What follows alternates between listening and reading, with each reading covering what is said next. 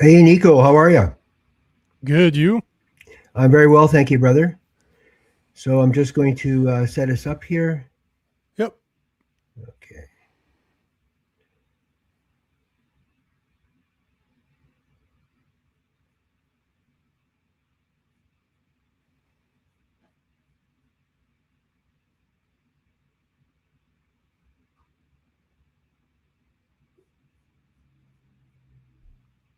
Okay. We're almost there. All good, man.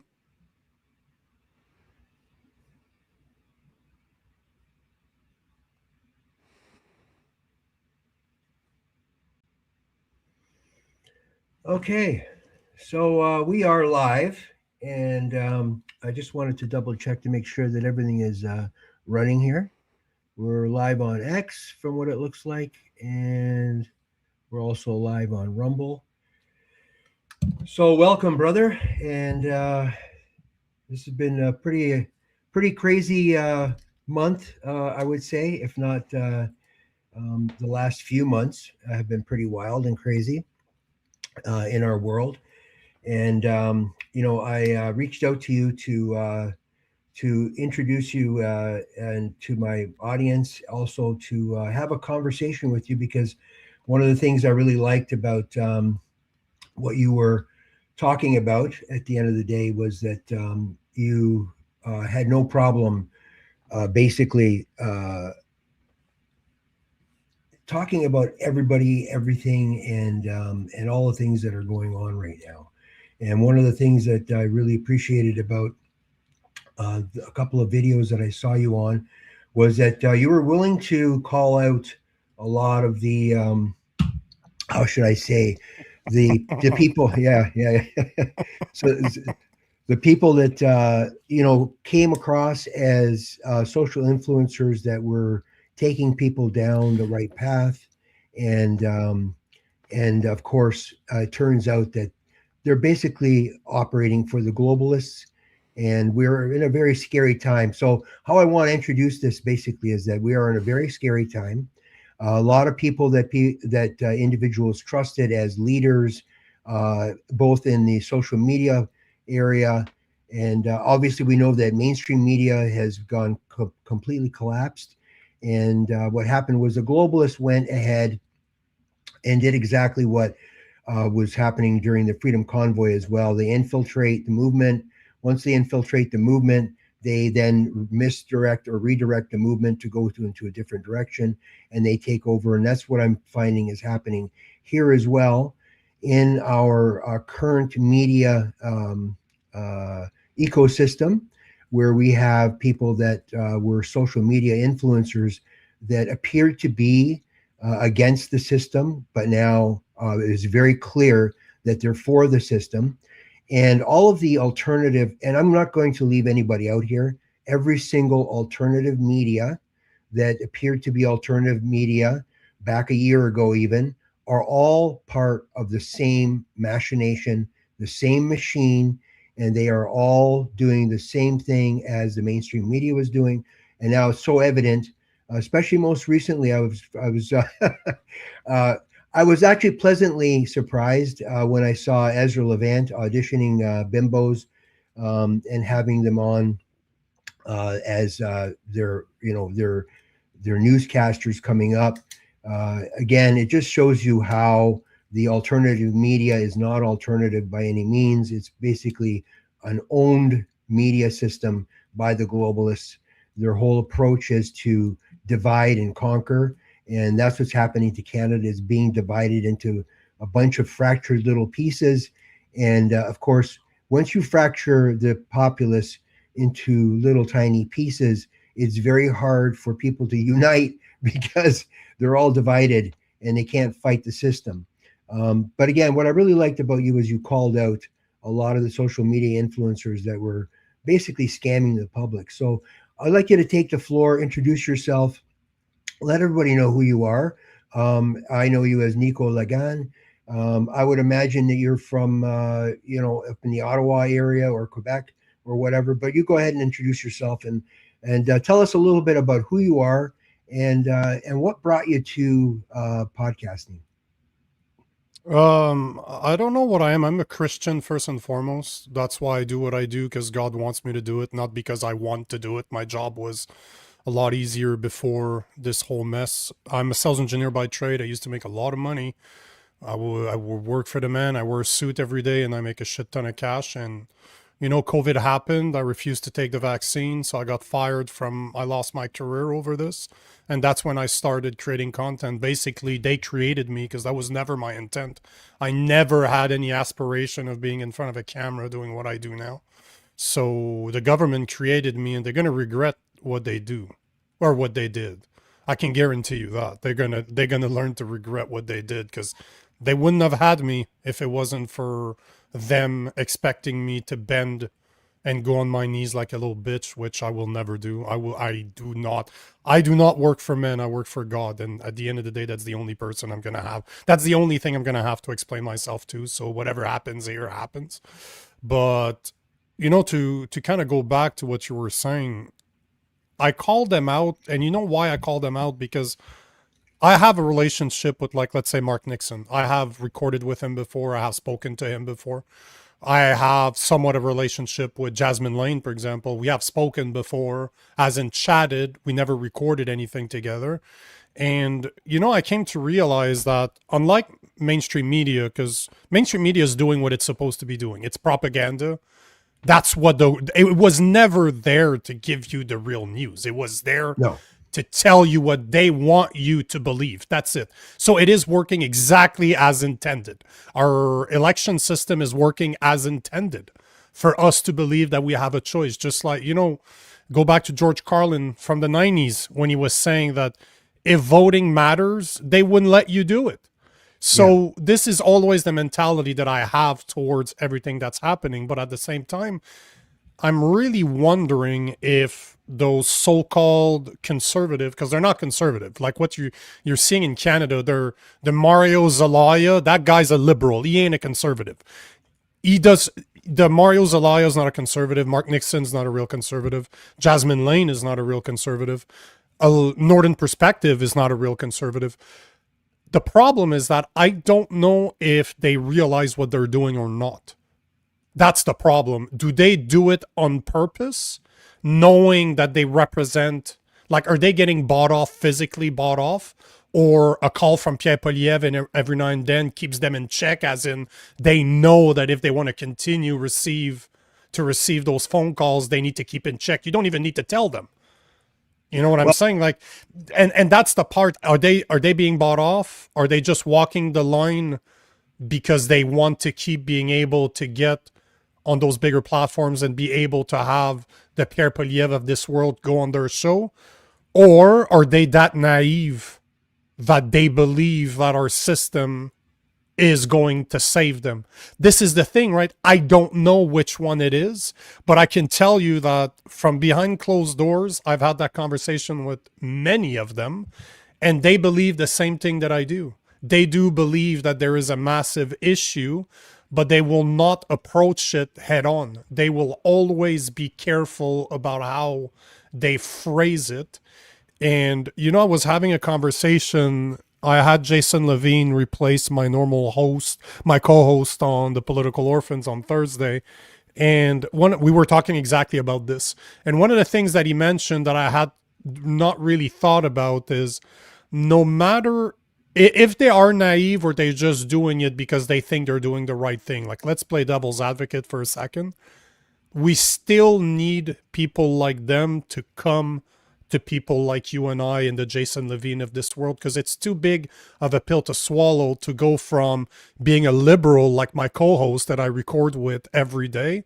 But if you saw the transition that he's been through over the past almost a year of recording, 5 times a week he has me explaining what's going on and bringing conspiracy theories and explaining how it's not that much of a conspiracy, because here is how you connect the dots. His opinion has changed so much over the past year. And I know that recording with a liberal, I'm doing it on purpose because I want to reach out to the people out there that kind of, they realize that something's wrong, but they don't know to which extent.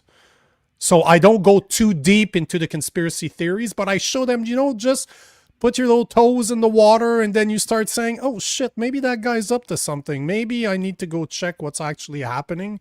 And the so-called conservative can give them a better idea of what's going on. But once your eyes are open and you start to question, it's not going to take long before you question them too.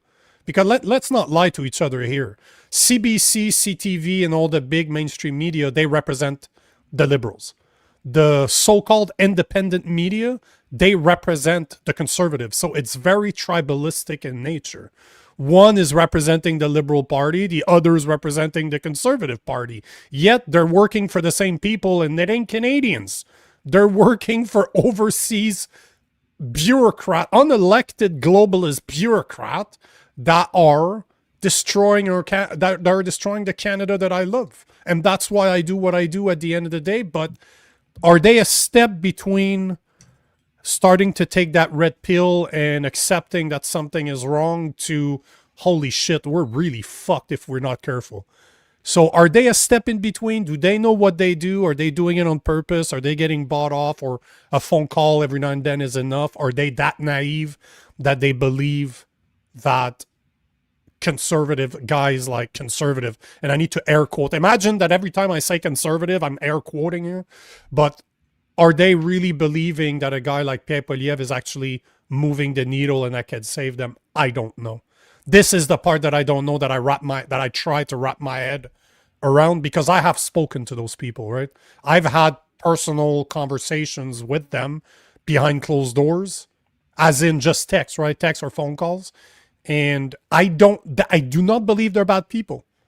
I just think that there's something, whatever it is out of the three, I don't know.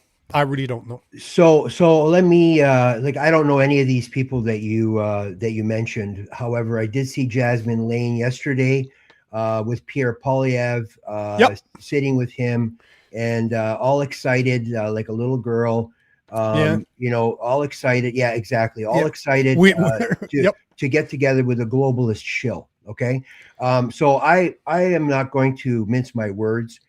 Anybody that is not can't see Pierre Poilievre for the globalist puppet that he is either an abject fool, or they are part of the system and they're getting paid so that they can pretend that they're a celebrity. And this is what's happened with social media.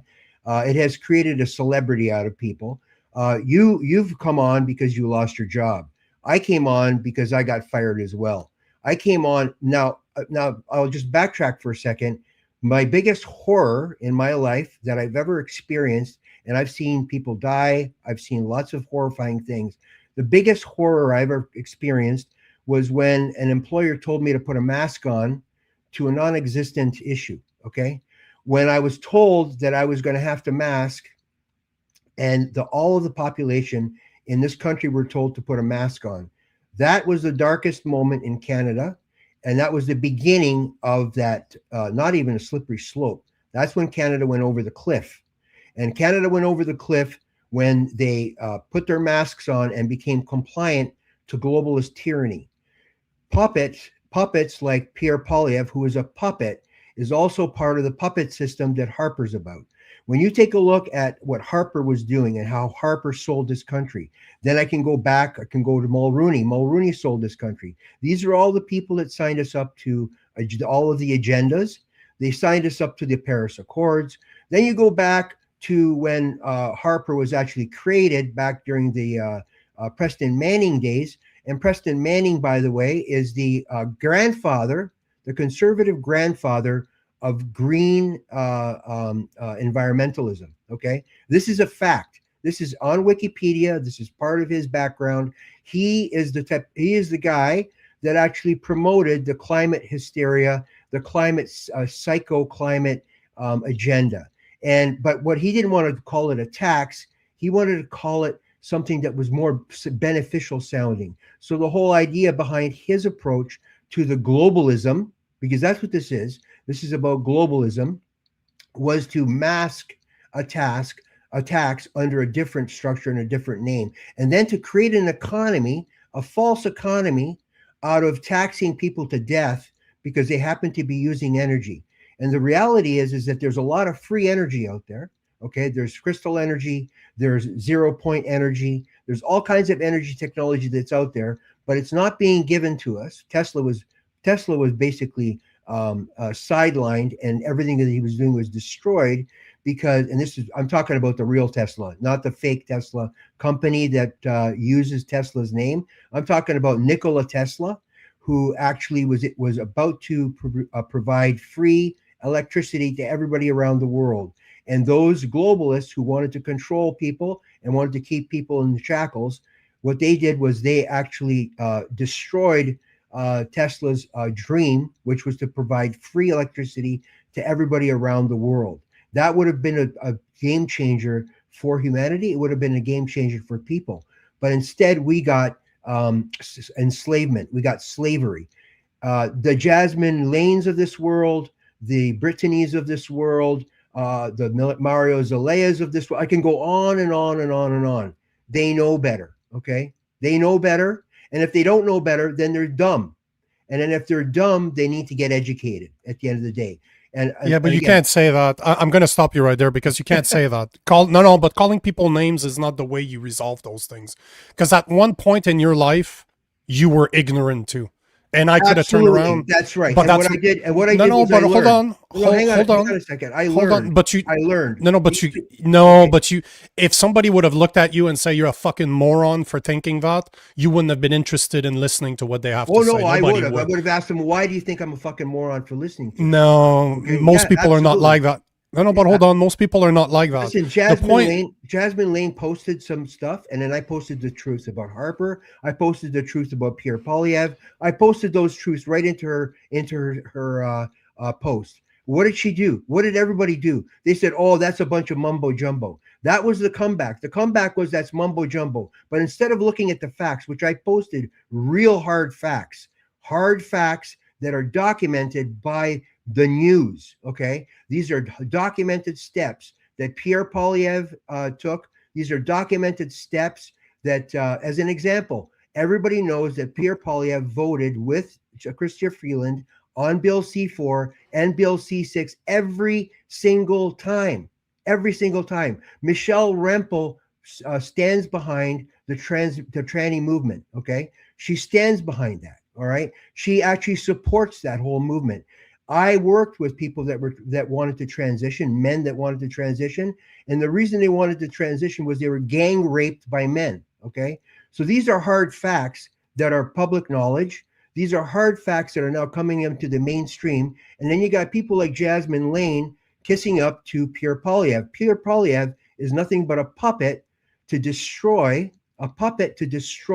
Canada, to continue the destruction of Canada, to continue the enslavement of Canadians. That's what these people are doing. These people are not looking at, when you have somebody going like this, okay, in front of the camera, that's all about their own personality. That's about them wanting to have fame, and that's all it's about. This is about a narcissistic approach to the hard facts that are destroying our country. That's the reality. So listen, I'm not going to apologize for calling anybody dumb and stupid. The reality is that if you're not dumb and stupid, then you're complicit.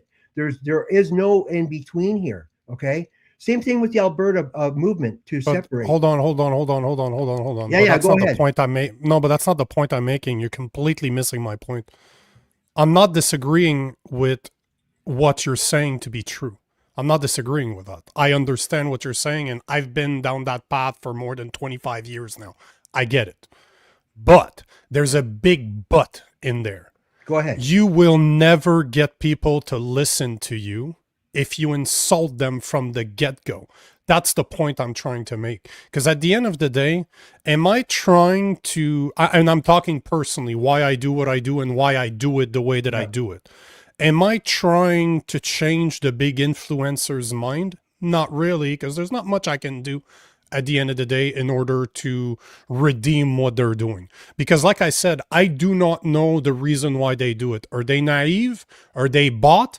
I don't know. And there's no way for me that I will ever know, because they'll never admit that to me, no matter which one it is. So no matter how you look at it, it's bad. No matter what, it's bad. But the reason I call them out is I want them to have the courage to come on my show and talk about it and approach it in a way that I can show people why they do what they do. Because me calling them names is not moving the needle at all. I just become another person that's calling other people's names. And unfortunately, that's what social media is all about. We lost that respect for one another because we're hiding behind a screen. And when I say hiding, it's not necessarily that we're cowarding behind a screen, but that's what it is. We are behind a screen. People are a lot more polite in real life when there's physical there's physical consequences. Nobody in real life, I'm 6'1", 235. Nobody's coming up to me starting to insult me in real life without understanding that there will be consequences to your actions, because you can't hide behind a screen. But I try to carry that over social media too. People insult me on a daily basis. And that's the left as the right. They call me names. They don't like me. They call me all the names in the world. And it's fine, because at the end of the day, I cannot change what they call me. And that is not why I do it. I don't do it to be loved. I don't. I do it knowing that I'm going to be hated. This is but hold on. What I'm trying to say is, my whole point, every single day, at least 5 times a week, I record with a liberal, just because I know that if I want to reach out to the other side, what we perceive to be at the other side, there's no other side. There's no left versus right. It's top versus bottom. We all know. We know. You and I can agree on that. That there's no such thing as left versus right. There is no such thing. That's why I don't even like talking about left and right. That's why I don't even like talking about liberal conservative, because I've talked to liberals. But hold on. Go ahead. The only reason I'm bringing that up is that we still like to use labels. Like, as a society, we like to put labels on things. So I will call it left, I call it right, because everybody understands in principle what I'm referring to. But what I'm saying is, I cannot go and insult the people that I'm trying to wake up. I can't. I cannot go and try to insult them. And as much as I can show them, to go back to what you were saying, as much as I could post a bunch of stuff that will show them that they're wrong, unless they're ready to read, they won't care. They will deny it from the get-go. And you're talking to a guy that's built a 250,000 follower base on 7 different platforms. And I understand. I'm a sales engineer by trade. I'm a numbers guy. So I look at numbers and I look at and psychology. The books behind me, half of them are in psychology, because I want to understand, how do I reach people? How do I make them see that there is a problem? Just plant a seed, because at the end of the day, that's all we can do. We can plant a seed, and hopefully they question me. They don't believe what I'm saying. They think I'm a fucking liar. And then the fact that they don't believe me makes them go do research, and they're like, oh shit. Maybe there is something to this guy. Maybe that guy has a point. What I'm saying is, insulting people never works. I will call them out, and it will sound like I'm insulting them, but I'm talking to them directly. I am not talking to their fan base. Because can I really change those people? No, I can't. I don't think I can. You know why? Because they are already successful at what they do, and in order to change their narrative to what I talk about, for example, that means kissing goodbye to at least half, if not more, of their fan base. They would have to destroy a vast portion of the people that follow them, because people don't follow them for hard truth. Okay, people follow them for a half. Right. So truth. This is my point, though, Nico. Okay, this is my point, and you're actually moving into the direction that I've been saying all along. I have, over the last 5 years, but hold on, I'm not done. What I want to say is that if one thing I've realized over creating content for 5 years is that you cannot wake people up. You can just plant seeds. Right. And you cannot give them a pill that is too big to swallow, because they will not take it. You cannot shatter. The Matrix is the perfect example. You can't shatter people's whole existence overnight, because they will question it so much that they will say, nope, too hard to believe. I don't want to believe that. That's why, if you can get those people to have a conversation with you, or when I call them out, I reply to their posts all the time. I don't call them out. I'm like, okay, cool, awesome. Pierre Poilievre, for example, perfect example. People are praising him right now. Jasmine Lane made a post about how CBC is going after Pierre Poilievre, and she was defending him. Okay, my answer to her was simple. I'm like, awesome. So you believe that CBC is going after Pierre Poilievre because they don't like him. Why is it that every single time Pierre Poilievre does something wrong, you don't call him out? Here's a perfect example. On November 7th, he had the chance to vote against the Liberal budget with the Bloc, the NDP, and the Green. That would have triggered an election. That would have broke the government as we know it and could have potentially giving him the PM office. So why didn't he vote for it? Why did he vote with the Liberals against the Bloc, NDP, and Green? I'm the only guy in Canada that reported on this the day that it happened because nobody else was paying attention. But yet 10 days after that, on the 17th or the 18th, on the final vote, they make that big fucking, oh, we're voting against the budget. Hey, bitch, you voted in favor of it 10 days ago when it mattered. Now you're voting against it because you know the Bloc is voting for it, so you have no power. You're just playing your opposition role. You're literally controlled opposition and you're doing it now. They won't answer that. And this is where you have impact because people see that, and I'm not there to insult them. I'm just like, okay, cool. Explain this, then question mark. And the thing is when you have an audience like mine, you have to answer me because I'll never stop. I will never stop asking you those questions, and I will do them in videos. I will do them on your posts. So you will have to address me. And if you don't address me, you're answering me. You don't have the balls to address it because you know that you're wrong. So I'm showing your base that you're a coward, that you don't have the balls or the courage to address the real issues. And that's all you can do. You can only move the needle a tiny bit at a time, a tiny bit at a time, a tiny bit at a time. So that's what I've been doing. And I've been posting incredible videos that actually exposes the connection between Harper, the globalists, how Klaus Schwab was praising Stephen Harper for being a friend to the World Economic Forum, and his actions speak louder than words.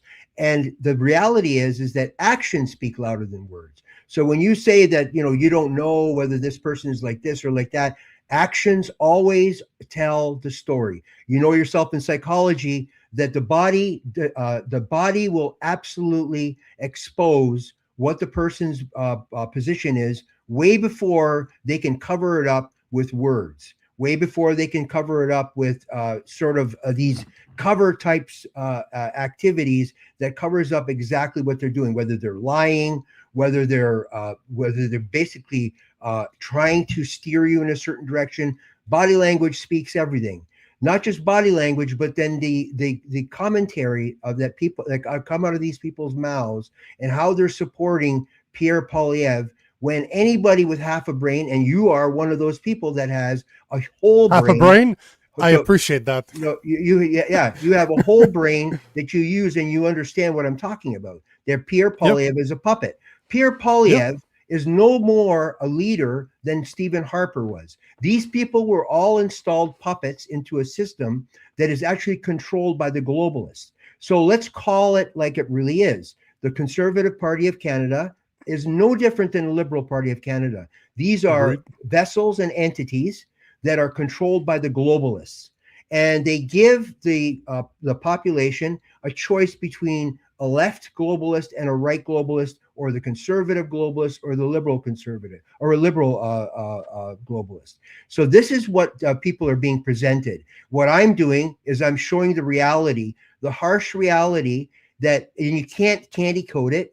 You can't give a half pill to somebody when the reality is that they need to get the whole truth. When you speak truth, and that's what I do, I speak truth. I don't mince words. I don't candy coat it. I don't give people half truths. And this is what these people like Jasmine Lane and Mario Zelaya, and I can go on and on and on. There's a whole shit ton of them out there that are gaslighting the public. They're leading. So we have a cliff. And I look at it like this. There's one sheep in the middle, a black sheep, between all the sheep that are going over the edge.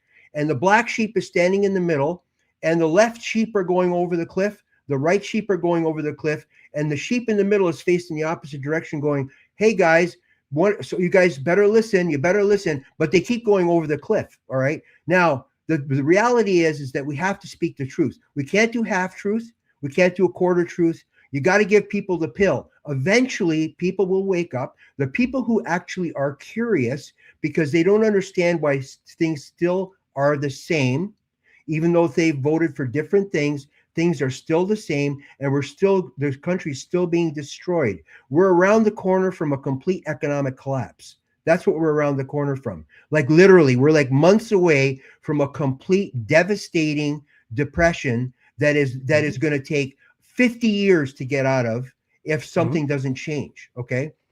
And that's where we're at. And then we got people like Jasmine Lane, Brittany, Mario Zelaya. I could go on and on. There's a whole shit. We got, Rebel News, everybody's gaslighting everybody. We got Wyatt Claypool, who was in the news, who now has basically become the center of attention of 1BC that's imploding completely. Why? Because the left and the right that's owned and controlled by the globalists went in and destroyed that party. Anytime there's a voice that's going to be different, a voice that's going to tell the truth, what happens is the globalists come in and they take it over and they destroy it. It was like the Occupy movement. The Occupy movement as well was taken over by the government.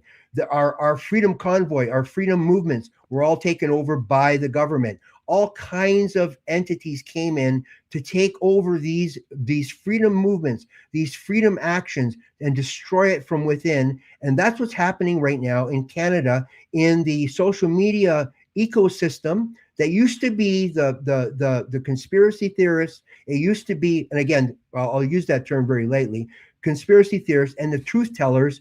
They came in and they bought them off, or they were naive and they think that they're doing the right thing. Okay. But the reality is we don't need naive. We don't need naive people taking this country down a fucking cliff and over the edge and destroying it completely. And that's what these people are doing. These people are complicit in destroying this country, giving people hope that something's going to happen when there is no hope, because there has to be a drastic and different approach to our future. There has to be a mass awakening. And I agree with you.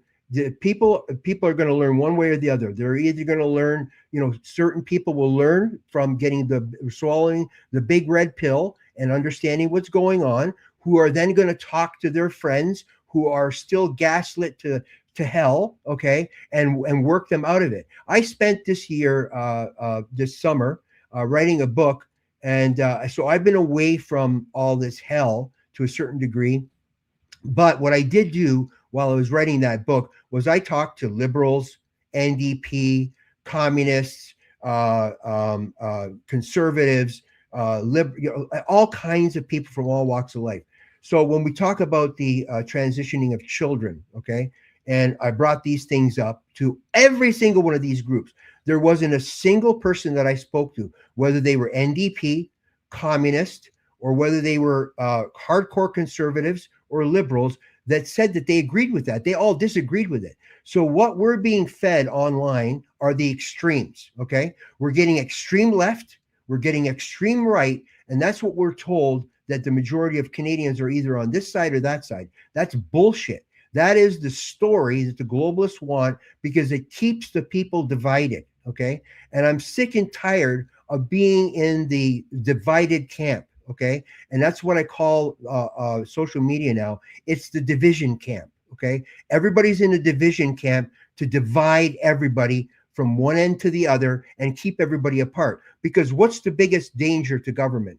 When the people unite and they speak with one voice together. That's the greatest danger that the government has. That's why they're trying to pass these censorship bills, because they don't want the voices of those people that are actually teaching people what is really going on, what's really happening out there, which is the destruction of our country. It is literally the destruction of this great country of ours, completely destroying it economically.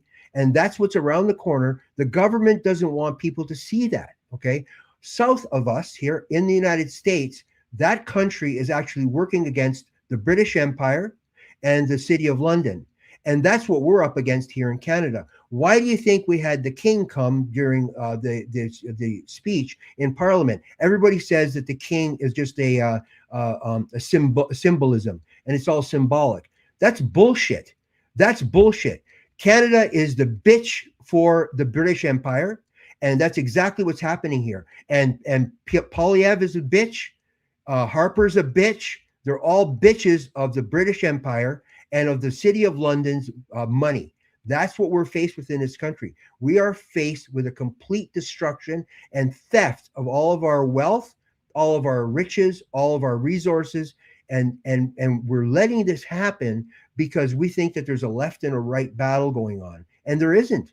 This is the left and right battle is the globalist plan to keep us separated, and I'm against talking about and pushing that aspect. Okay, what these people are doing is ungodly. Okay, that's what you are, though. At the end of the day, you still are. As much as you don't want to be pushing it, you still are pushing that narrative. No, I'm not part of the left and right. Hold on. I'm not part of the left and right fight. I'm not. Let me explain what I'm saying.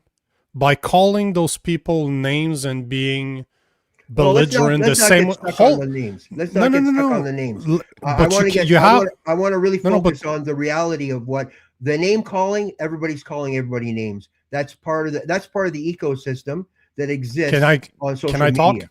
Yeah, absolutely. Are you going to let me talk, or is this a monologue? Go ahead. Go ahead. Because if your words, you just said that because they're insulting us, which I get every single day, it's normal for us to insult them. Yet, how can you expect change if you act the same way the other people do? I'm not. Nico, I'm not. You're stuck on a comment that I made. Don't get stuck on the comment. If you look at my videos, it actually explains the left and the right, bro. Can I speak? Explains the left and the right bullshit. It does. Can I speak? Absolutely. Because I'm not here to listen to you talk. Like, I'm here to have a conversation with you.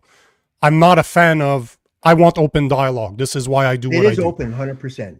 So let me speak, please, without interrupting. What I'm saying. No, but you cannot call it being stuck on the topic. This is psychology. This is how you reach people. You cannot start from a place of insult. I get insulted more than probably anybody in Canada right now because of the way that I speak against both sides of the equation. And I do it openly, and I don't care that they hate me. But I never go down the path of insulting them and calling them name. I never will. And if I do, it's a mistake. Because it is not the way forward. I cannot expect to treat them the same way they treat me and for them to be convinced that I'm different.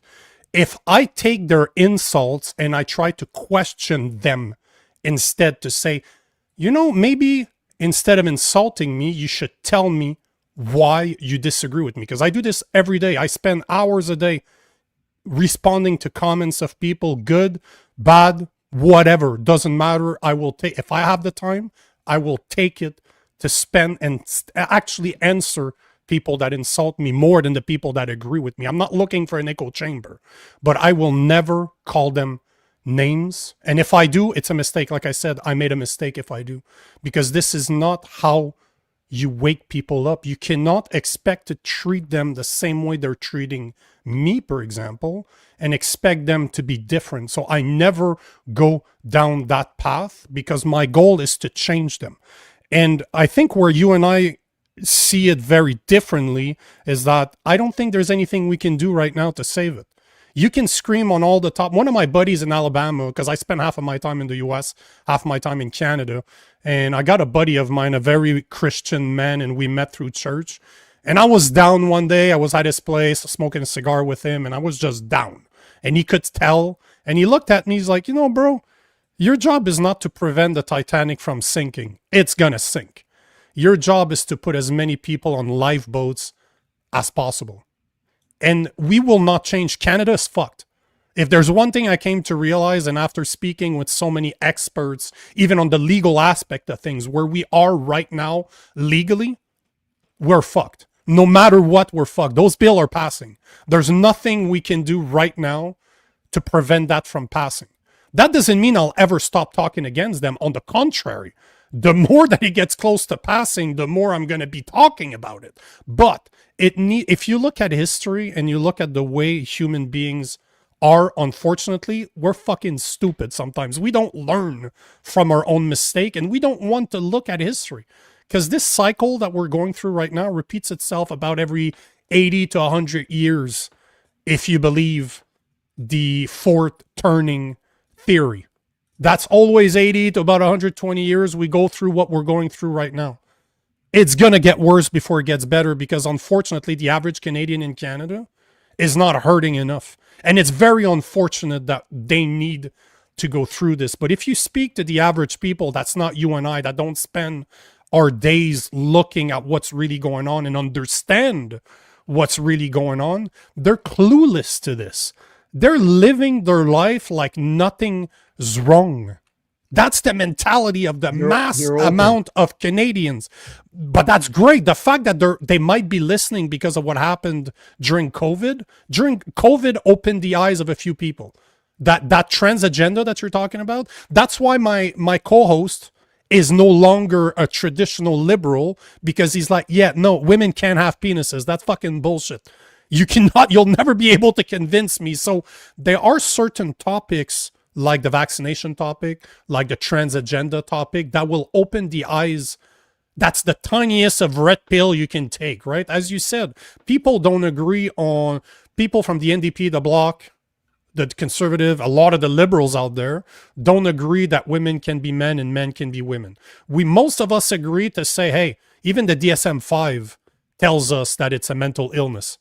Yeah. So can we stop? I worked in the field. Nico. But so I worked with transition. I wouldn't work with men that were transitioning. I worked in the mental health, and what I noticed with mental health was it was all about drugs. It was all about drugs. Yeah, go ahead. All I'm trying to say is, I had to change the angle at which I attack it. I cannot treat people the same way as I'm being treated. You know, if there's one thing I learned from being a Christian, you're going to be prosecuted. Everybody's going to hate your guts, and I'm as hated from atheists as I am Christians. Christians don't like the fact that I call them out. They don't like the fact that I'm like, guys, you're weak, you're lukewarm. Read your fucking Bible. Jesus tells you what it does to lukewarm Christians. He spits you out. So you're as weak as the atheist out there that believes in trans agenda. There's no difference in my eyes. If I look at a Christian that's lukewarm, that's not ready to stand up, you're as weak as somebody that believes the narrative. There's no difference to me. Actually, I would imagine that the Christian is worse because you know better. You fucking know better, because the Bible tells you you're supposed to know better. But I cannot go there and start calling them names. Like, calling them weak is not name calling. It's a fact. It's a sign of weakness to not have the courage to stand up. And they know in their heart that they're not being truthful. They know that.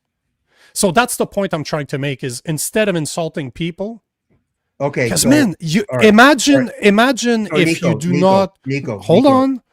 So we're gonna, yeah. No, but we okay, this is the most right now. So let me. I'm not interject for a second, okay? Just very. But I'm not. Just okay. the whole point I'm trying to make. Okay, go I ahead. could spend all of my time speaking to the people that are already awoken and be part of an echo chamber. Instead, you know where I spend most of my time? With people that don't like me. I've been in LA debating feminists and so-called men activists just to talk about what it is to be a godly masculine man. I've been to San Francisco, literally in the enemy, where everybody's a fucking woke liberal, in order to debate a woman, to tell her, you know what, as a lesbian, you shouldn't be allowed to adopt children because you're destroying them from the get-go. You are not the healthy relationship from a man and a woman that kids need. So I will talk. You know what Charlie Kirk did? I've been doing that too, because this is where you have a really big impact, is debating with people that don't see eye to eye with you. And hopefully they get to a point where you and I are, where just by being questioned and being challenged politely, they can say, you know what, fuck, maybe there is something to this. But I guarantee you that if you name call them, they shut down from the get-go because I tried. It's easy to call people names because, as you said, eye for an eye. You want to call me names? Awesome. You're a fucking bitch too. Okay, But that doesn't drive the conversation. That's all I'm saying. Okay, all right. So I was very open and honest with you about how I felt these people were stupid idiots, and I'm on a podcast with you expressing that view. I don't come across and go to Jasmine Lane and say you're a fucking idiot. I've never done that. What I've done is I've provided evidence and facts, and I provided evidence and facts for people to understand what's really going on in this world. All the videos, which you've never seen any of, all the videos that I've created, okay, that again, you haven't seen any of them, so you'll have to take a look at them to be able to critique me as to how I present things. What I did was I'm talking about your words right now. I'm taking example of the words you're using right now. So my words right now is that I provided people with the hard facts that exist in reality and exists in the documentation about each of these people. I talked to you about how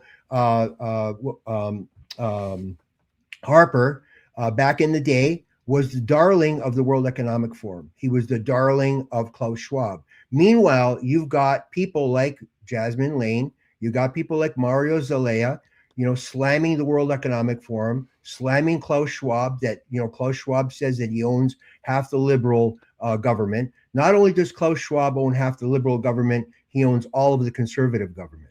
So I've always been a person that has put out the facts. Okay. Anybody that knows me, and again, you and I don't know each other, but anybody that knows me knows that I've always put the facts out, and the facts have been front and center. And those are the things that bend and change minds, because what it does is it brings forward the information that they remembered seeing on TV, but they couldn't actually put things together. As an example, when Harper was sitting with Bill Gates, talking about how they were going to cure HIV, okay, in Africa, and all the rest of this stuff. Okay, so these are the realities, okay, that at the end of the day, people do understand once they're given the information and they're shown the information of how it correlates to what's actually happening now. People do understand that. And that's what I've been putting out there. Now, you're saying that you don't know whether these people are dumb or whether they're being bought off. I don't know for a fact whether they're dumb or being bought off. But from my perspective and the actions that they're doing, they're probably both. They're probably dumb and they're probably being bought off. But that's just through the actions that I'm seeing. Because how could somebody, after knowing the truth of these people and what their backgrounds are, and how they've been controlled by the globalists, and it's all evident in our history. It's all evident. You can go back 100 years in this country to see how the globalists have controlled this country, how the media is the propaganda arm of the government. It always was. When people were being led to slaughter in the world wars, they were going to be led to slaughter because of the British Empire and the City of London. They were going to led to slaughter because of the monarchy and because of the globalist empire that the British have. Okay. And the people went and they gave their lives. They didn't give their lives for this country. They gave their lives for the rich globalists so that they could continue feeding off of the people. And that's what we're faced with. When I spent my time out in North Shore of Lake Erie, and I spent time meeting hundreds of people, talking to hundreds of people, there wasn't a single person that defended these various types of movements that are abhorrent to everybody. There wasn't a single person that defended it. And they were from all walks of life, from all stripes of political leaning, and even people that were non-voters. As a matter of fact, I've always said that non-voters are the most intelligent people are the ones that can vote. The most intelligent are the non-voters because they actually see the globalist game. They see the left and the right as being a game to suck everybody in right by the head, okay, and then to chew their brains out, making them think that they have a choice, because there is no choice. The Agenda 2030 is moving forward. Our rights and our freedoms are being taken away one step at a time. In 1982, when our Charter of Rights and Freedoms were signed by a bunch of premiers, and it was never ratified, and it was the most corrupted document that you could ever conceive of signing, because there was outs for the government, and that ultimately the government controls our Charter of Rights and Freedoms. When all of those things happened, those are the things that I show to people today, as these are the con jobs that we've been fed. And these are the con artists. Those people that are in government right now are the con artists, letting everybody go over the cliff, because ultimately those people won't be hurting. Those people are making tons of money, not just off the backs of the people, but they're making tons of money because they're being paid off through the back door. You know, why do you think Brian Mulroney was called Brown Bag Brian? Okay, like at the end of the day, Mulroney was the one that signed us on to Agenda 21. These are the things that I'm showing the so-called conservative people and conservative movement, that these are the people, they're the very people that created the agendas that Carney's following through with, that Trudeau's following through with, that the Stephen Guilbeaults are following through with. All of these steps that these people that are so-called the enemy that are following through with were actually created by the so-called people that were the friendly people, or the friendly fire, or the people that cared about Canada. Like right now, I'm seeing Stephen Harper being heavily promoted by Jasmine Lane, by Brittany, by Mario Zelaya. So now the new campaign is that Harper's a great guy, because what they're going to do now, and this is the psychology that they're using, now they're going to have Harper come in and backstop Pierre Poilievre. So now they're going to start transitioning and getting everybody in their pig pens. They're going to get everybody separated even more. So and this is what the government is doing, and this is what the globalists are doing. They're psychologically separating people in real hard breaks, so that they're completely separated 100%, because that's the way they're going to control the people. And at the end of the day, what's going to end up happening, if Pierre Poilievre becomes prime minister, when he does, they're going to say it was too late. There was too much damage done by Carney already. So we're going to have to try to back our way out of the damage that was created. So this is how government is going to save itself. The globalists are going to save itself, because what they're doing is they're actually conning the people to believe that they finally woke up. So they're going to say, finally, the conservatives woke up, and there was enough of a movement to elect Pierre Poilievre. And that's just going to be another part of the con job, to keep everybody in the same rat wheel and the same rat trap, because that's exactly what they're working on right now, is to keep everybody separated. There is no ability for any party to come up the middle or on the outside or any of that, because anytime something that is about freedom starts to step forward, it gets crushed. This is why the social media influencers, who at one time there was a bunch of them that actually had a voice and were speaking the truth, those people are now completely suppressed. And the people that aren't suppressed are the people that are like the Jasmine Lanes, like the Mario Zelayas. I could go on and on. All these people that are getting all kinds of views and retweets and everything else, because they're giving people hopium. It's just more hopium. That's what's happening. There is no truth. There is no truth being put out there. And anybody that is putting out the truth tends to be literally suppressed, especially if it's about unity. So what I speak about, and what my goal has been over the last number of months, is to get people get Canadians together from all of these fake positions of left and right, conservative, liberal. Okay, at the end of the day, nobody wants to cut their kids' penis off. At the end of the day, nobody wants to butcher children. At the end of the day, nobody wants for people to suffer. Nobody wants people to be homeless. Nobody wants people to be fired for slaves, because that's the other thing we didn't talk about. The people that are coming here, the immigrants that are coming here, are coming here under a hope. They're coming here under a hope. That's how the immigrants are coming here. At the end of the day, they're coming here because they're being fed a hope.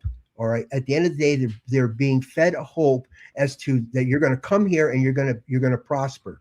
So what's happening is the big businesses in this country are using the slave trade, the human trafficking slave trade, to bring people here to displace Canadians. Canadians are being displaced. So what's your view on that? What's your view on the immigrants that are coming here, what they're being sold, and why are Canadians being displaced and being fired en masse and being displaced by low-wage workers? Is that because that's the thing to do, or is that because of the greed of the companies and the corporations that are part of the globalist system, who are looking to keep people enslaved and at minimum wage, and stripping them of all their prosperity? That's my question. What's your view on that? But that's easy. Just go check what the Bilderberg has spoken about at their last meeting, and mass immigration and depopulation and replacement theory was on the board. So it's very simple to know what my opinion is about this. Mark Carney said it openly, that he wants to bring Canada to 100 million people by the end of this century alone. And there's no way that Canadians, regular Canadians, like the people that build this fucking country, will be able to do that when we're in negative producing children right now. If you look at the latest statistics, the only reason we're almost 2 kids per family is because of immigrants are coming here and they're populating this world. It's not from root Canadians. So we're fucked on that side. And this is all part of the plan. But Harper's part of that plan. No, but hold on, stop. So how do you push that forward to the people of Canada in your podcast? How are you explaining that to people, that that's what's really happening here? You need to let me talk, bro. If you're going to ask me a question after going on a rant for 10 minutes, you need to allow me to answer. This is all what it comes down to. The part I think you're not understanding from what I'm trying to say is, I agree with probably most of the things you're talking about. Up to now, I agree with everything that you've said because I know them to be true. That being said, there's a way to approach that with people that are not awoken yet. What you're saying will resonate with me because I know it to be true. I know all those things that you mentioned to be true. Harper was part of the problem, just like Mulroney was part. Actually, they're not part of the problem because the system is working the way it was implemented. It was meant to work the way that it's working right now. It was never meant for us to have real power to control our own destiny. It's always been the system is working exactly as intended to suppress us. That's right. You just need, so I'll give you a perfect example. Instead of saying that Harper works for the WEF, instead of saying that Pierre Poilievre works for the WEF, so does Carney. Well, actually, Carney literally worked for the WEF. He was literally on the board. So I technically, didn't say that. no. Just to be clear, I didn't say that. Hold on. Instead of calling them globalist, which is a term that's been associated, as much as the term is absolutely accurate, and even guys like Mark Carney has openly said during the campaign that he is a globalist. He called himself a globalist banker.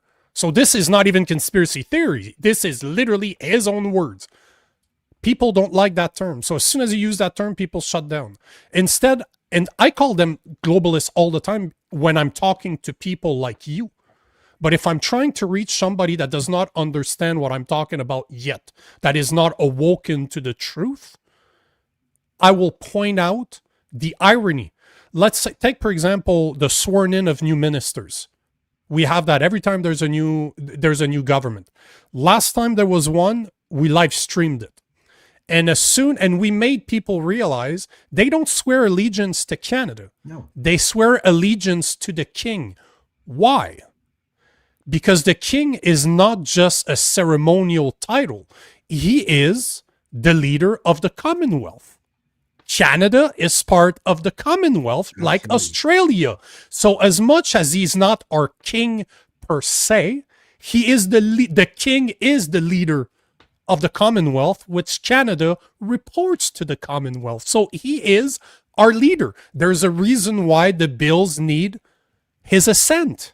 That's why we have his representative in Canada signing all of those bills. Oh yeah, but that's just ceremonial. Fuck you, it is. And that's a conversation I had with my co-host. Oh yeah, but that's just ceremonial. Okay, sure. I'll play devil's advocate. Okay, cool. It's just ceremonial. Why is it there then? Why does he have the power of refusing it? The fact that he's not refusing it and he's just signing the bills is either two things. He agrees with the bills because he's the one pushing those bills through our House of Commons, or He hasn't exercised his right to refuse yet. That doesn't mean that he can't. That doesn't mean that he won't. That just means that he hasn't up to now. But why can you consider something, you can't consider something ceremonial if he has the power to veto everything he wants. So just showing to people, listen, why are they praising the king? Why are they are sworn allegiance to the leader of the Commonwealth, which is the king. Why not to Canadians? This is the thing. If there's one thing I've learned after 5 years and a good 15 years of psychology study through the sales job that I had before, I have a lot of certifications in NLP. Try to understand how to speak to people in a way that will resonate with them without shutting them down from the get-go. One thing that I've learned is you show things that are extremely obvious once they see it, and they can't explain. They can't say, this is a simple fact. Why are our ministers, the people that are supposed to work for us, that were supposed to be elected by us, why are they swearing allegiance to somebody that is in an unelected position, or that's not Canadians? Nobody in their right mind can actually explain that without saying that those people don't work for us. That's what I was saying earlier. You need to plant seeds, because as much as the conversation that you're having works with guys like me, and I'm very interested in those conversations because this is what I read about every single day. In order to address that with a guy like my co-host, for example, I can't. There's no way for me to go down that rabbit hole unless I showed him a bunch. I have to connect the dots for him. Unfortunately, you know, earlier I'm going to try to use the word ignorance instead of stupid, but there's a very fucking fine line with people now. It's the same word. I've asked, one's more polite than the other. No, but this is something, you know, this is a internal conversation that I've had with myself many times. When is ignorance stupidity? Because at one point, with all the information that's out there, it's hard for me to call somebody ignorant and not stupid. I'm just trying not to insult them, so I will use ignorant. But in my head, I'm like, you have to be pretty fucking stupid to not see what's going on, because the information's out there. You're making a choice of not listening. Is that ignorance or is that stupidity? If you're making a conscious choice, it's stupidity. If you're not aware, you could call it ignorance. But the point I'm trying to make is there's a way to approach those realities in a way that people will start to listen to it. And that red pill for most people, unfortunately, is too big to swallow. And if one thing psychology teaches you is the average human being will never change unless change is easier than continuing what they're doing right now. So if you're in a point where you're suffering so much that continuing is no longer an option, you will look for something else. But the point is, you need to be hurting. And unfortunately, in Canada right now, the average Canadian is not hurting enough. There's some that are, because if you look at statistics, about 25% of Canadian as we speak are what they call food insecure. So there's 1 out of 4 Canadians in Canada right now that will consider skipping meals in order to be able to pay their rent. This is a reality. But the 75% of Canadians that is not their reality don't want to hear it. So how do we make those 75% of Canadians, and clearly 75, the target is way too high. It's probably 50% that will listen. You know that as much as I do, that there's a vast majority of people that will never listen to anything that contradicts their opinion. But let's say that if you look at, if you look at the bell curve, they look at 65 to 70% of people are somewhere in the middle politically. Maybe a bit more to the right of middle, maybe a bit more to the left of middle, but they're not the two extremes that, as you said earlier, they are the ones screaming day in, day out on social media. They're the ones that get the most publicity, the most views, because they're extreme. But the rest of the people, so if you take 15% on one side, 15% on the other, you're left about that. 65 to 70% of people are in the middle. How do we talk to those people? Because I don't talk to that 30%. I've learned that a long time ago, that there's nothing I can do. I agree with you. But I would never want to become what of that 30%. So that's one of the things I'm always conscious about. So And just so I you know, don't talk to them. yeah. So just so you know, Nico, the people that I talk to out on the beach, okay, and in the Or North what? Shore, Sorry. the people that I talk to, like when I was writing my book, I spoke to those 65-70% people. I wasn't Yep. talking about it to extremists, and they all consumed the information. So the Yep. problem that we're faced with on social media, and here's the big problem on social media: social media has the extremes, and the extremes battle back and forth. It's a pitch battle back and forth. So when the people who are in the middle, okay, like you were talking about, when they go on social media, they just go, oh my god, I'm shutting down because this is fucking crazy. This Mhm. extreme shit that's going on. This is my point. Okay, so I don't go out to people that I've spoken to and say you're fucking stupid. I actually provided the information to them, and they were shocked when I provided people who were they asked me honestly, what should I do? Who should I vote for? Like, what's going on in this country? Like, literally, I spent hours talking to people, and I literally sat with them. I said, well, this is the situation. And I asked them, well, how did you vote last time? Well, I voted liberal, or I voted conservative. And I voted liberal, they won, but things aren't changing. I voted conservative, they lost. I hope things are going to change.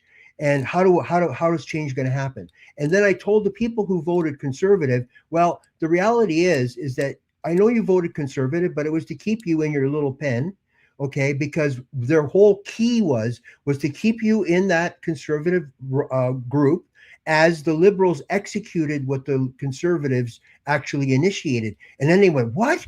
What are you talking about? What are you talking about that they initiated? And then I pulled out my phone and I played one of my videos, okay? I played it from front to back. And the videos are very informative, okay? They don't talk about you're fucking stupid or you're a fucking shill or you're a scam artist or you're fucking leading people over the cliff, you scumbag. No, the video doesn't say any of those things. You and I are on this podcast are having a very frank conversation. When I call somebody a stupid idiot or a stupid, or I call somebody a charlatan, or they're fucking devious, okay, and they're leading people over a cliff and they're scumbags for doing that, that's you and me having an open discussion in a podcast that's not meant to convince those people that are deceiving Canadians to change, because the deceivers won't change. The lukewarm won't change. The lukewarm are going to go over the cliff because they're lukewarm. The deceivers who are deceiving the people are there for a reason. They are the tool of the system to make sure that people get deceived. Okay. I'm at a point in my life where when I come on a podcast with somebody like you, okay, you want to be open and frank, I'm going to be open and frank.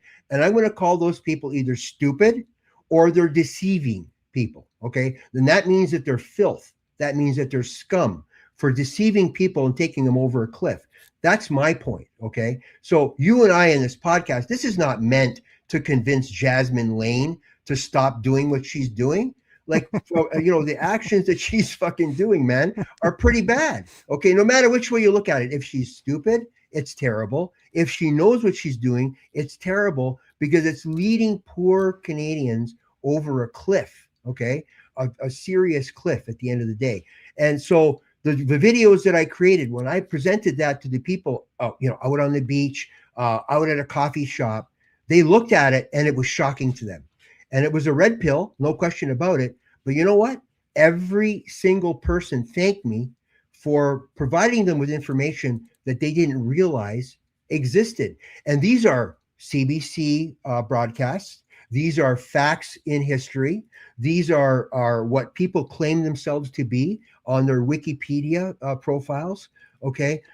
So all of these things, a polite Canadian word did it. Yeah, exactly. Polite. My wife is saying polite Canadians, where did that get them at the end of the day to be polite? At the end of the day, it got them nowhere. It got them going over a cliff. So I agree. Thank But you hold for on, that, hold Sean. on. There's a Yeah. difference between being polite and being complacent. Those are two Yeah. different things. Yeah. They Yeah. could No. they could be used to describe the same person, but we're not.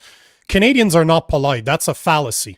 Yeah. Americans are way more polite than Canadians, and you're talking to a guy that's traveled more than 30 states in an RV over the past 3 Hey. years. They're so much more polite than Canadians. Yeah. We are assuming that Canadians are polite when we're complacent. We Yeah. are very complacent in Canada, but we're not polite. We're fucking assholes in Canada.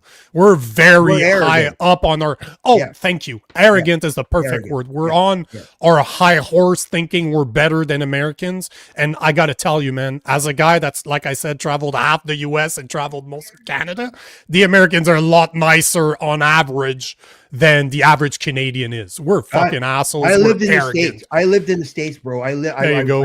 I grew up on the border. Some of my best friends were Americans. Okay, they were really So- great people. So I totally agree with you on that.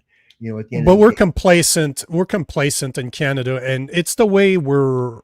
You know, I always bring it back to the War of Independence in the U.S. because I spent a lot of my time in the South. Like I'm a fan of Alabama, Arizona, Texas, Yeah. North Carolina, South Carolina. Those are the places. Tennessee, big fan of Tennessee, and you know, you spend time down there. There's a good reason why most military men come from those regions because they are taught that they won their War of Independence. They fought against a tyrant and they won. So they love guns because you know what? The First and Second Amendment, most brilliant piece of legislation ever put together. The government cannot censor you, and if they do, you have the guns to stop them. Plain and simple. That's your First and Second Amendment right there. Yeah, that's all. Absolutely, 100%.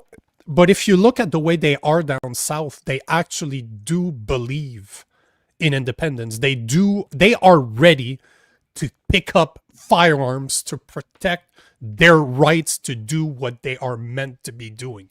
We don't have that in Canada. It's like we are shown to be losers, to be complacent. Like, and when I say losers, I'm saying we lost that War of Independence. We weren't able to separate ourselves from England, which is why we're still underneath England right now. Yep. So, and when you go to the US, you see that complete, especially, and I'm talking the South because the northern states are very much like Canada outside of probably Montana. Montana's fucking, I know a lot of people from Montana and those guys don't fuck around. But most of the northern states are very much like Canada. There's not much difference in the way that they are. Like even Colorado, great place supposedly 20 years ago. If you go now, it reminded me of very much Canada. The way that people in the cities are, there's not much difference. But what I'm saying is we lost that war. They didn't. They won. There's a difference in mentality in the US, and it's a shame. I don't know what it would take. Can you imagine the average Canadian being taught from a young age that they won their War of Independence and that the first two amendments that rules their country is to make sure that that never happens again? Because if it does, you will recognize it and people will have the firearms to go after it. Imagine how different we would be in Canada if we had, I don't like the word pride, but sometimes that's the only term I can think of. But can you imagine if the average Canadian was proud to be Canadian and say, you know what, I want to stand up for Canada because what's going on right now is wrong. Because I don't care who you voted for. I don't care who your political affiliations are. The average Canadian, the people that I was referring to, like in the bell curve, the people that are somewhere in the middle, let's call it 70% for sake of argument, because it's like 67%. But those people know something is wrong. They can feel it. They see it. They feel it. They might not be able to put terms to it, to put words to it, but they know that something is wrong. And that's why so many of them don't vote. That's why so many of them don't vote, man. Like I didn't vote. I didn't vote at the last election. I don't remember last time I voted because they don't deserve my vote. Unlike people out there, I don't vote. I vote for God, man. I have faith in God. I don't have faith in humans. So I will not vote. People, but you'll never find a perfect person to vote for. Actually, I vote for a perfect person every single fucking day of my life because I vote for Christ every day. Yeah. So I do vote for somebody that's perfect. But there's they don't deserve our votes. Because there's an election, they don't deserve our votes. Because I strongly, strongly believe that we will not be able to vote ourselves out of the mess in which we find ourselves. Because as you said, both sides work for the same people and it ain't Canadians. No, it's not Canadians at all. And this is the sad part. So when I spoke to people, on the street, down by the water, and I let them know this information, the one thing that was unanimous all the way through. They always thanked me for the conversation. And again, And that is where I'm sorry to cut you off, but this is where you're gonna have the best impact that you can ever hope for, is to have those blunt conversation respectfully. You're just showing them what it is, and the people that are ready to listen will listen. The people that are not will insult you because you're asking them to check themselves in the mirror. Is there something harder for somebody to look at themselves in the mirror and say, you know what, bro, you're wrong. You're wrong. You were lied to. You were led. You accepted it. You went along. No more. That's hard for the average people to do. But I guarantee you that having that conversations with people that don't agree with what you're saying, but because you approach it from a polite perspective, the fact that you take the time, a buddy of mine says, hug a liberal. As a conservative, hug a liberal, because if we want what's happening to change, it's up to guys like you and I to extend the olive branch and say, okay. Yeah. And this is why I'm saying I will never insult people. I will, even though I will be very harsh in the way I will call out people, but it's very thought of. I know fully the words that I'm using, looking for very specific reaction. I know that I can't push it too far and I cannot be lukewarm, but how do I keep it? Where can I go where I'm stepping on the line, but not over the line that I'm shutting people down?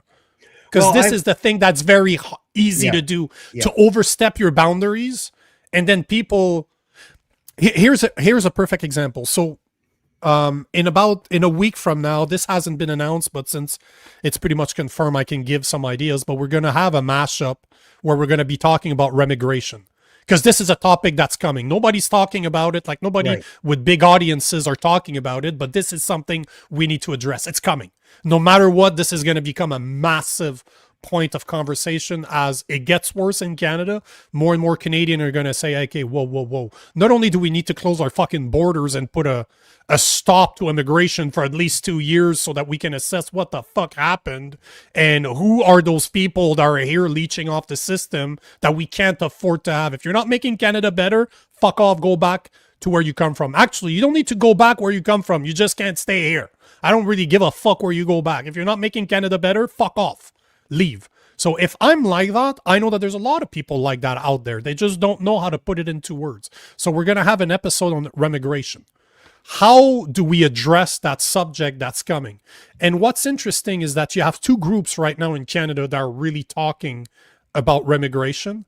And they both posted videos on highway overpasses with signs saying remigration now. Some wore masks, some didn't. And this is my point, right? Which one are you going to listen to? If you don't know a subject, if I see somebody wearing masks trying to convince me of something, automatically I think Antifa. Not saying that they're Antifa, but the image of an Antifa, somebody that's hiding behind a mask and a hat so that they're not recognized. I look at this, I'm like, shit, do I even want to listen? Even if they might be right. I'm not saying they are, but I'm not saying they're wrong. Do I want to listen to him, or would I prefer listening to the person that's no mask? Hey, this is me. This is the problem. This is what we're doing. And this is my point, right? There's ways to address very hard subjects, because remigration is going to be a hard one to sell. But most Canadians know that there's a problem with our immigration system. They just don't know how the fuck do we address it. So here, I want to talk to you about remigration. Oh, I know you do, because you talked about immigration. So obviously you want to talk about this. Yeah. Obviously. So here's how I see it. And so my wife, as an example, was replaced by, and now here is a good one. When you talk about remigration, temporary visitors, okay, visas, coming here temporarily under a visitor visa. So they're coming as though it's on vacation. And this is a regular system in the greenhouse industry, in the farming industry. And this is not because farmers can't find people to pick crop. It's not because greenhouses can't find workers. It's because they can't find people that are going to take abuse work for under minimum wage. And I'm going to repeat that. Work for under minimum wage, okay? And work under conditions that are abusive and horrific, okay? And this is where the companies in greenhouses and in farming are using human trafficking people to benefit and to make profit for themselves. And these are large corporations that are using human trafficking to take advantage of people. Now, the people that are being human trafficked, and I want to be really clear here, they're coming here because they're being sold a future. They're coming from countries where it's devastating, okay? So they're coming here being promised the milk and honey, okay? And then they're coming and they don't realize that what they're doing is they're actually displacing Canadians. So so how I see it is that, sure, we can put our anger towards the people that have come from other countries. But what we need to do is we need to put our anger towards the government. We need to put the anger towards the corporations, these corporate thieves that are literally trying to make a higher profit for their corporations and for their shareholders. The shareholders that do fuck all except buy shares, okay? And then they want to get a better dividend off of the shares. And that's what the issue is here. So people from out of this country that are coming from squalor and coming from basic tyranny and from poverty are being sold that they're going to get rich here in this country, and they're displacing Canadians. So when you talk about remigration, my biggest issue around the whole remigration concept is that it only takes one side into consideration, and that's the fact that Canadians are being displaced and being destroyed. Their jobs are being destroyed, but nobody's pointing the finger at the corporations that are doing this. Nobody's pointing the finger at the slave traders that are doing this, that are in our country. Okay, they are in our country doing the slave trade, and nobody's pointing their finger at them. We're pointing we're demonizing the people that want a better life, and they're sold a better life by who? Who are they sold a better life by? By the governments that are working on behalf of the globalists, that are making sure that there's going to be this displacement, so that the profit, at the end of the day, the profit is going to be in the pocket of the large corporations that are destroying this country for their own benefit. And those large corporations don't give a fuck whether or not your gas is $5 a gallon, $10 a gallon, or $1 a gallon, because they don't care about that. It doesn't affect them, but it affects us. And this is where the big problem is. So when you're talking about remigration, one of the biggest flaws right now in what I see in the remigration movement, I hope you address this when you have this event that you're going to have. I hope you address that the corporations are taking advantage of people on this side of the pond and on the other side of the pond.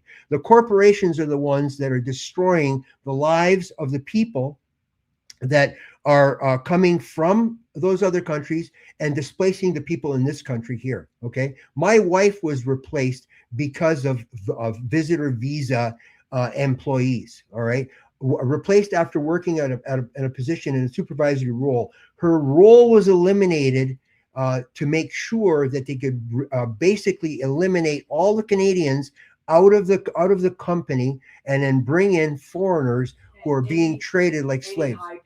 Yeah, and all the high-paying jobs were eliminated as well, so that they could then have one person in charge of a whole bunch of slaves that they would then whip into working here. So the very people that are replacing Canadians are being replaced by who? Who's doing it? It's the Canadian oligarchs and the Canadian system that is actually doing that replacement. And who are those people in bed with? They're in bed with government. When you take a look at the dairy cartel as an example, all right, the dairy cartel is actually part of this as well. So we have all kinds of cartels that are part of this, that have huge power and control over government. They have power and control over the liberals. They have power and control over the conservatives. And that's who they're beholden to, because at the end of the day, it's the bottom line. It's the profit for the shareholder who does fuck all except hold shares and does nothing for the corporation, does nothing for the people of this country,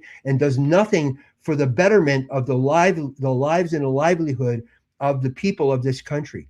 So it's a very complex situation that needs to be addressed in that way. It's very important to understand that remigration is a great tagline, a great buzzword. It's fantastic. Get these fucking people out of this country because they're coming here in hordes and replacing Canadians. But you got to focus on who's doing it. It's the corporations doing it, and it's the political parties that are doing this. The Conservative Party and the Liberal Party are one and the same and part of the same fucking bullshit that's going on when it comes to all of the immigration that is rampant in this country. If they didn't like it, they would have stopped it a long time ago. Let's face it.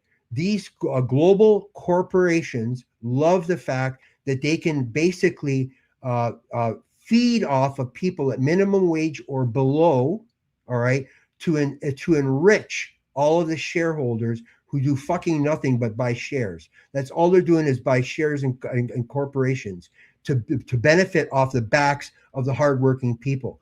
Our wages aren't going up. None of that is actually happening here. And that's why immigration is rampant in this country. And that's one of the reasons why the Conservatives never went against the Liberals when it came to all this stuff. They did a lot of talking, a lot of spewing, but at the end of the day, they're not doing anything to change that. Nothing. They could have done it over and over again. They could have pushed back on it. They never did. So I'm glad that you're doing a show on remigration. All right. Again, to me, it's becoming a buzzword and a tagline of a problem that has existed in this country for fucking 20 years. Okay.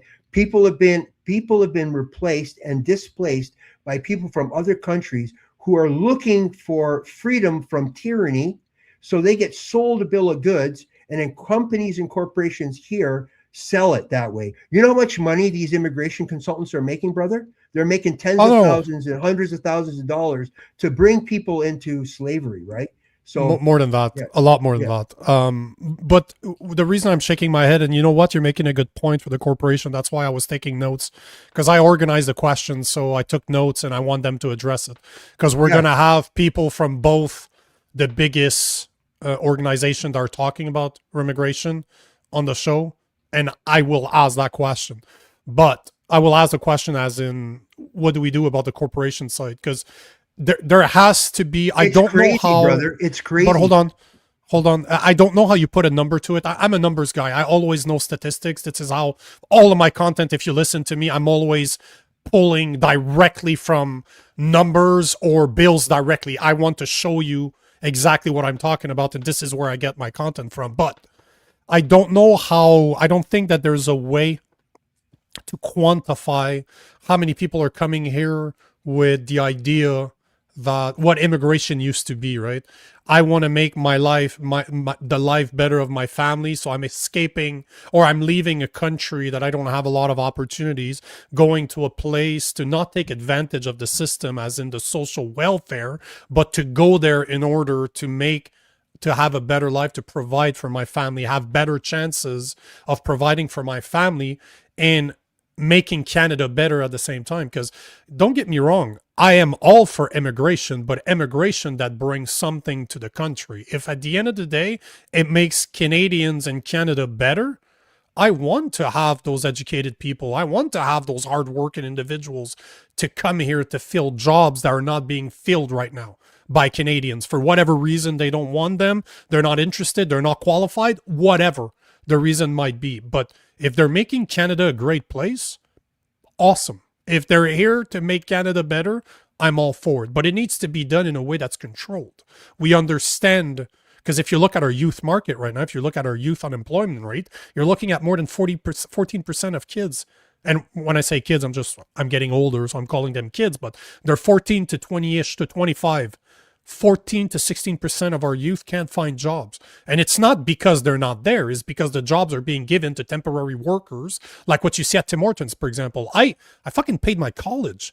I quit school. I was 15 when I dropped out of high school. I went back in my 20s, and you know what? Try going to find a job, a part-time job as a next drug dealer and drug addict with no fucking education. You know what I could do? Work at Tim Hortons. That's it. That's all I had. I could work at Tim Hortons on the weekends. I make donuts back in the days when donuts were still made there.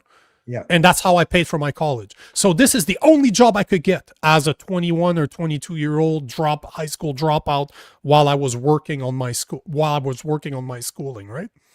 Those jobs have completely disappeared from Canada because they're being filled by temporary workers. So Nico, now, you got to no, but hold on. Hold on. I want you to give you a little bit of a fact, okay? But you should research. Look at how many people are here. Look at how many people. Let me just finish this real quick.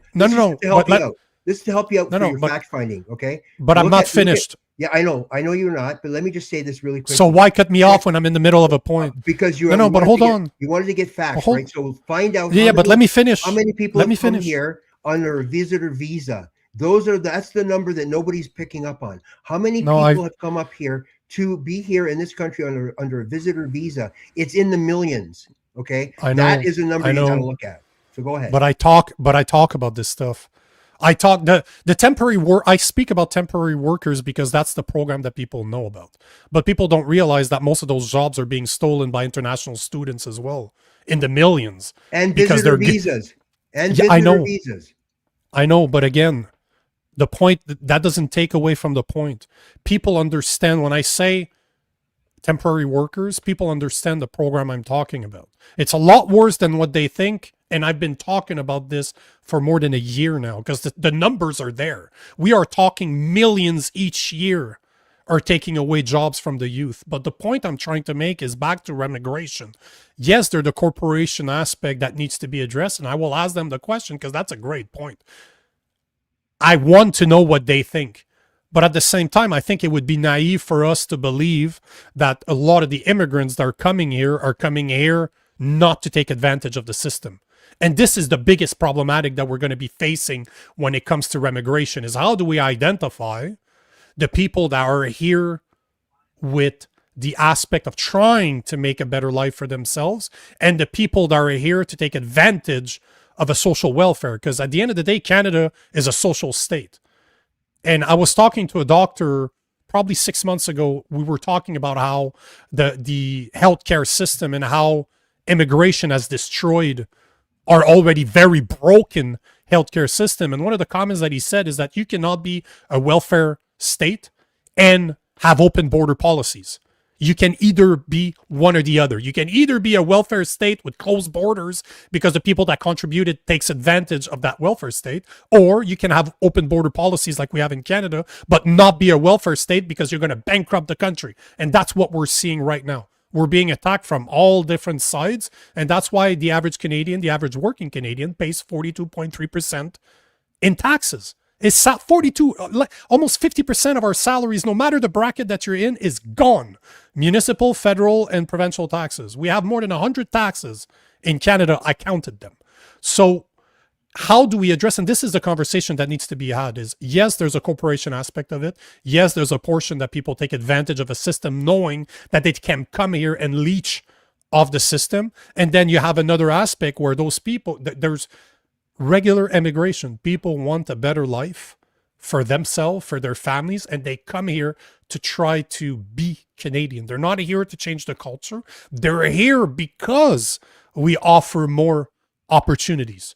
And then there's a fourth side of this where, is it really our job to take in that many people when the average Canadian is hurting? There's so many aspects to remigration, and I agree with you, it's a buzzword. But when you use remigration, people are starting to understand what it means because you're seeing it in the US, right? You're starting to see what remigration is in the US. They're trying to identify the people. Are you here legally? Fuck off. Are you leeching off the system? Fuck off. And one of the things I think you and I can agree is one of the best ways to start is to cut funds.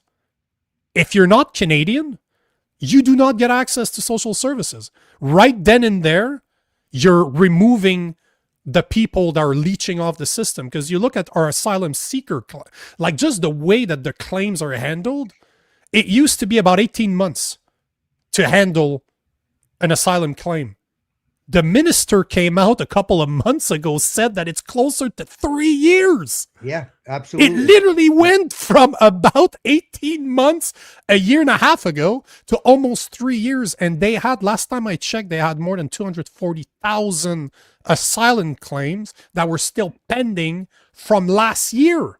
That doesn't count all the ones that are coming in as we speak, because people are just trying and trying and trying. But the average Canadian doesn't understand that for those 18 months to 3 years now, they're living on your dime and I. We are providing for those people that are not asylum seekers. There's a massive displacement component, though, that Of course. that I'm trying to tell you about. That I would like you to just listen to this for 1 second, okay? So what happens is a temporary agency hires people and pays them cash, okay? That Yep. temporary agency provides workers to the greenhouse industry and also to the farming industry. What happens is people come here on what's called a temporary visitor visa, okay? So they come here as visitors. This is a very important fact.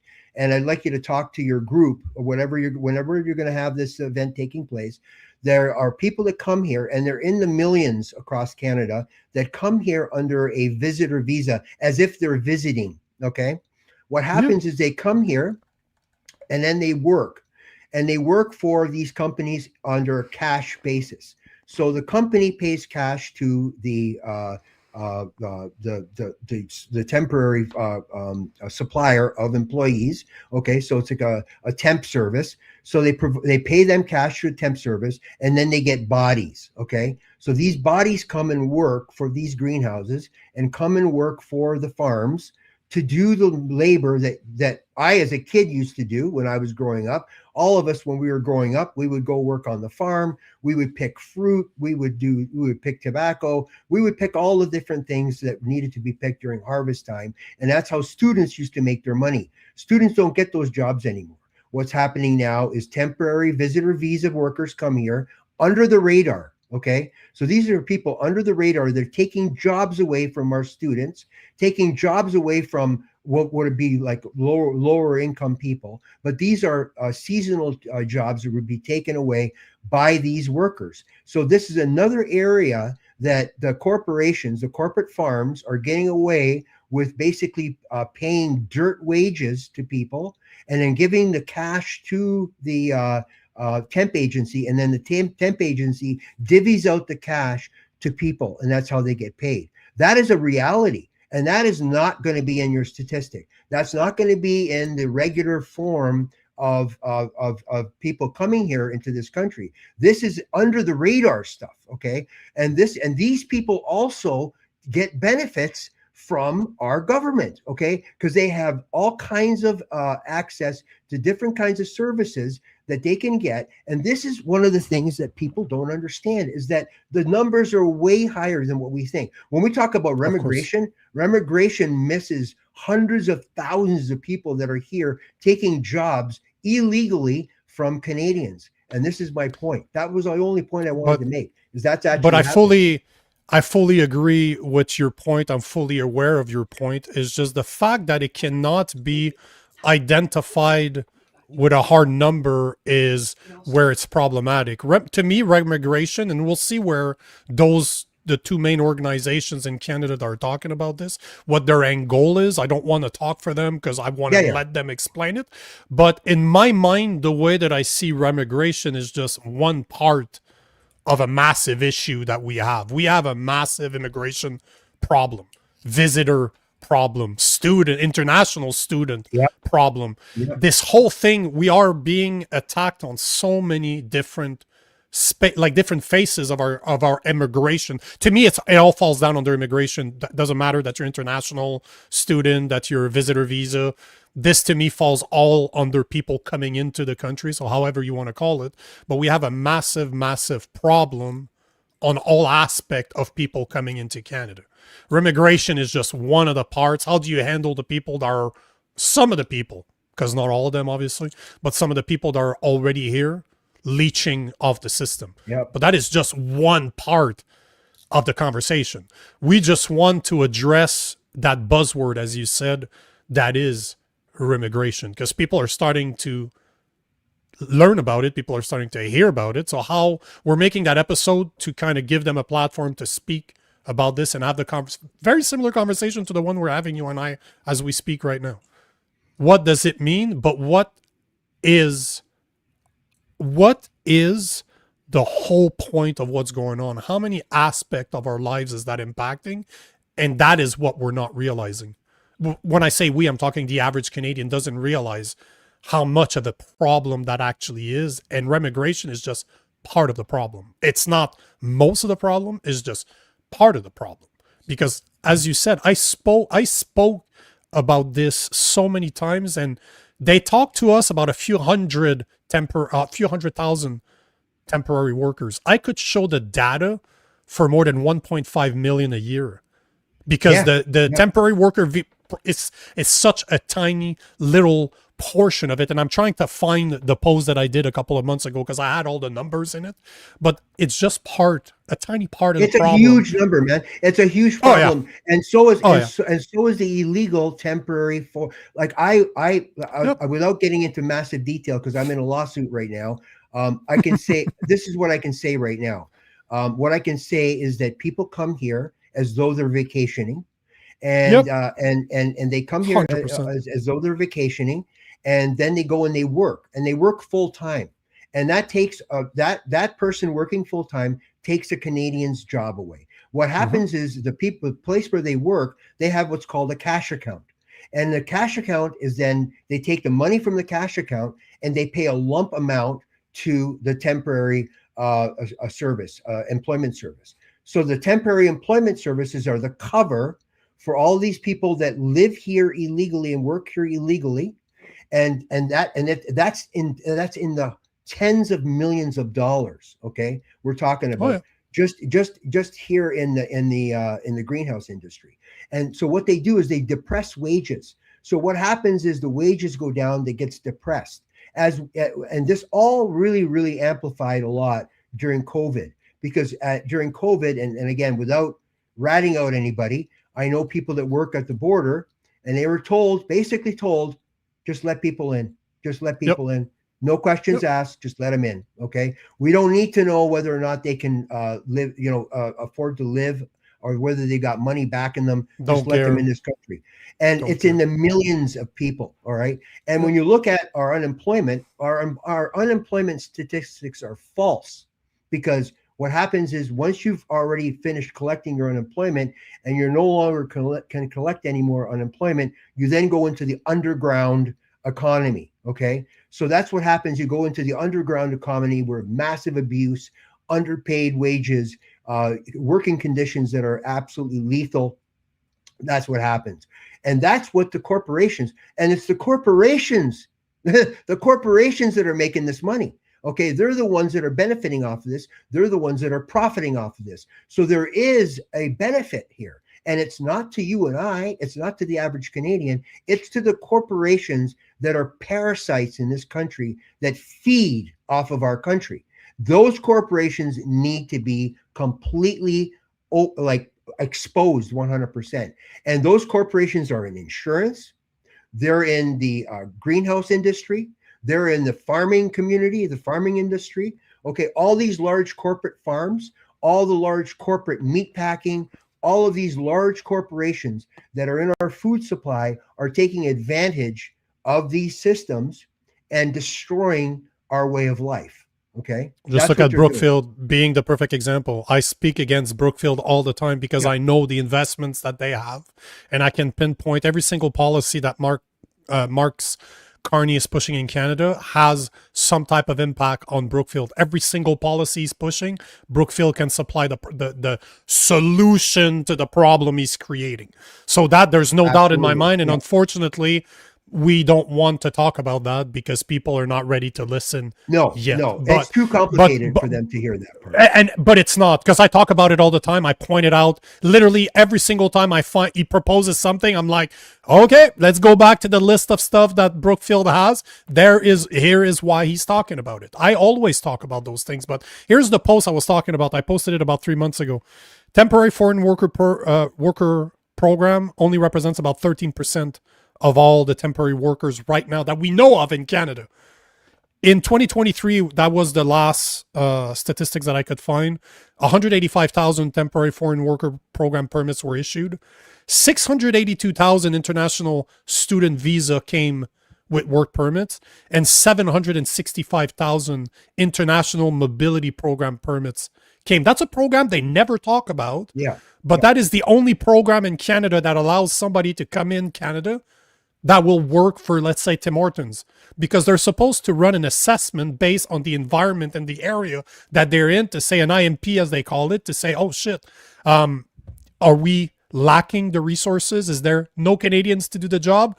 That's the case. Awesome. We can get somebody from overseas to come and take that job. But the International Mobility Program, unlike the Temporary Foreign Worker Program, does not require that assessment whatsoever. You can literally just bring people in. There's a good reason why there's 185,000 temporary worker program permits that were issued compared to 765,000 of the International Mobility Program. And those are the numbers people don't talk about. And those are numbers, those are hard facts. Those are programs you can easily go on Canada's website, on the federal government. Yeah. This is the thing, right? I want to talk about those because I have the numbers. It's hard to speak about the illegals that are talking the way you're talking about it, that are coming here on a visitor visa, because you're absolutely right. This is one of the biggest problems with visitor visa. And when I go to the US, the problem is the same. I could potentially get a visitor visa to go to the US for 6 months, like I do most years, spend my winters down there, and technically I could work. Like I could try to find a job and work cash and just do exactly what you're describing. It's just, it's so fucking hard to put a number on it. So do you know the number to find? So find this number. Find the temporary employment services that exist, as an example, just in the Toronto area. You look at all of the temporary employment services that exist and how many people they actually give jobs to, like put jobs out. That is where the issue is. That is where you can find the statistic that'll blow your fucking mind. Okay, it will blow. But how do you address it? But I understand that. But how do you address that problem? First, you cut off the leeches, the people that are just here to take advantage of a system. You remove that. That's the easy part. You know, that's the low hanging fruit right there. What you do is all the agencies that are created as temporary agencies need to be under strict rules, and they're not. They're wide open, man. They're wide open. I agree. Those temp agencies should be shut down and have a whole new system. There you go. You shut down the temp agencies, and you're going to see 1 million people leave from this country. Okay. So see how that's a simple solution right there. Stop feeding the people that never contributed. They're here to take advantage of a system. That's one. Close those agencies that are actually taking advantage of people or just taking advantage of our system. It doesn't matter at this point. They're bringing people in. They're not supposed to be here doing jobs that are not supposed to be used by them. That are supposed to be provided to our youth. Exactly. That's too easy, super simple solution that you can address right off the bat. And those are the things that we need to come forward with. Those are the type of ideas that needs to be put out there to just wake people up to understand that we're enabling this. This is done on purpose, and we are enabling them. And this is not a party problem. This is it always comes down to that, right? My argument is always the same. This is not a left versus right, because the conservative are benefiting from this as much as the liberals are. Oh yeah. This is not a left versus right. It's a top versus bottom versus problem. Down. And the corporations that use these temporary worker agencies are like, as an example, we're looking at Toblerone. Okay, so the chocolate packaging companies, as an example, they use these temp agencies. The temp agencies are the problem, but the corporations love using the temp agencies. Why? Because they don't have to hire the person directly. They're hiring them under a temporary work situation, so they don't have to employ them as an employee. All they're doing is they're hiring out their services for on a daily basis. So this is another fracture and a huge problem in the way corporations are allowed to hire people for their work, but not to be responsible for them in any way, shape, or form. Not to be responsible that maybe this is an illegal person. Maybe this is a person that's here on a visitor visa. Care. They don't give a shit because they're giving those corporations, those temp agencies, cash. So it's a cash account. This is the other thing. They're using a cash account to pay for these temp agencies a lump sum, And who knows if whether they're getting 10 people or they're getting 20 people for that lump sum. They don't give a Don't shit. care. You just give me Nope. bodies. You give me 10 bodies. I don't care if you're paying them $12 an hour or if you're paying them $20 an hour. I'm going to give you this much an hour for this many people. And then who knows what the fuck is being put out there. This is the huge issue. And the influencers are protecting this mandate. Yeah, and the influencers are protecting this mandate. Okay, That's why I don't like that's one of the things that's really bad. it. It Is that impacted our life. and they're helping. yeah, and that impacted our lives. And these influencers are helping these corporations get away with thievery. Okay, these are multi-million-dollar and billion-dollar corporations and billionaires that are getting away by slavery. This is what I meant about human But they're not trafficking. stupid. Human They're trafficking is unwittingly- alive and well in this country, and it's been alive and well for a really long time.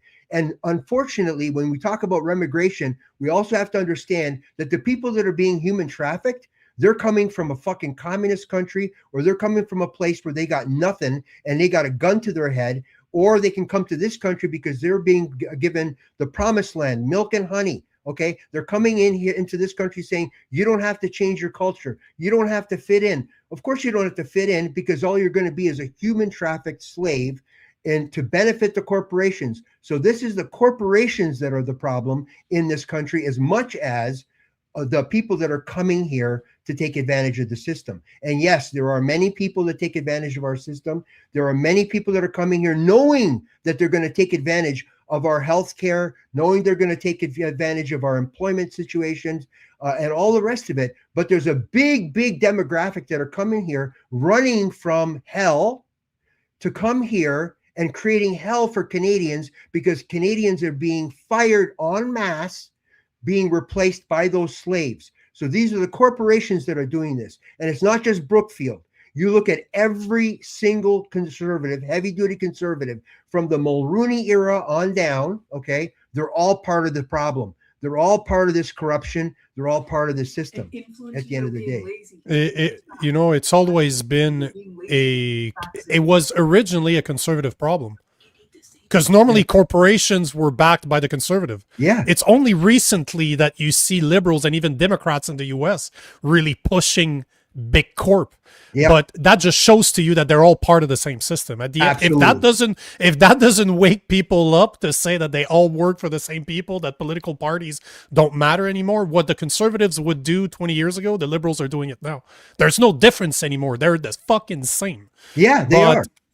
At the end of the day, man, the problem always comes down to a morality problem. Yeah. And that's why I'm such a fan of psychology, because if you look, there's some studies that came out to show the type of individuals that can run a big corporation, and every single one of them are narcissists. They're fucking either psychopaths too. They're either a psychopath or a sociopath, either Yeah. or, because Yeah. psychopath normally murder people, sociopath don't. Yeah. But what's the number one thing that sociopath and psychopath have in common? The number one thing. Themselves. Lack of empathy. Yeah. Lack of empathy. They don't care. They just don't care. And that's the biggest problem. Doesn't matter if you're looking at a sociopath, as a psychopath, at a narcissist. They all share the same fatal flaw. They do not give a shit about anything else than themselves. And unfortunately, this is who we look to. We look up to those people. Yeah. Yeah. We it's look crazy. up, and Yeah. this is why we're such in a rut. As I always say, man, we're fighting a spiritual war right now.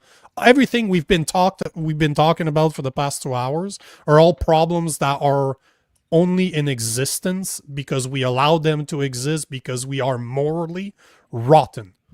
The word prophet. So the word prophet, I always tell this to people, the word prophet is the key example. At one time, there was the prophets who gave us guidance, and now prophet is our guidance. And the difference between the two is that one is spelt with a PH and the other one is spelt with an F.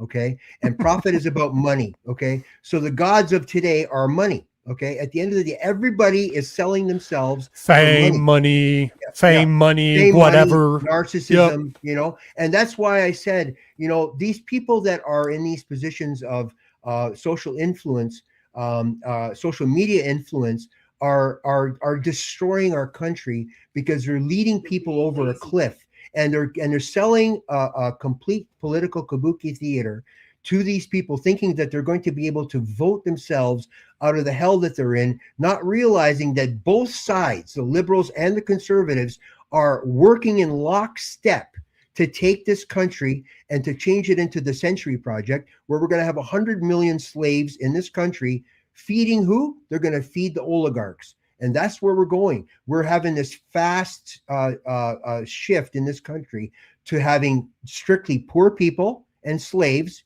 and the oligarchs, okay? And the oligarchs don't give a shit if they have to sell their carbon credits to somebody to be able to fly all the time. They're not going to care if they're going to be driving their Bugatti and it's got gas in it, okay? Because they're always going to be able to pay gas and put gas in their Bugatti. But it's the average person who's going to be in the 15-minute city, eventually the 5-minute city, doing the the social credit score and all the rest of it, because the few are feeding off of the many. And it comes time for the many to stand up to the few and come together. And how do we do that? We do that by shedding our skin of left, right, conservative, liberal. That's all bullshit. That's the fucking the globalists, okay, or the oligarchy want you to believe, okay, that there is a separation between us, and there isn't. I proved it to myself when I was out talking to people. I talked to liberals, conservatives, NDP, communists, fucking hardcore right wing. Nobody wants to cut their child's penis off, okay? None of those people wanted to do any of that stuff.